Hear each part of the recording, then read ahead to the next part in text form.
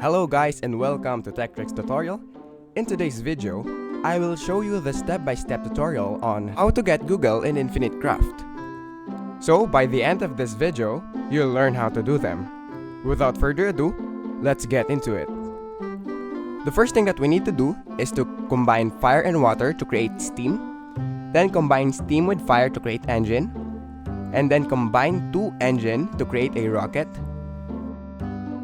Then combine engine and steam to create a train. Now combine rocket and train to create bullet train. And combine two rocket to create satellite. And then combine bullet train and satellite to create internet. Now finally combine internet and earth to create Google. And that is basically it for this video. Thank you guys for watching Tech Tricks tutorial. I hope you learned something, and please don't forget to like and subscribe. Have a great day everyone.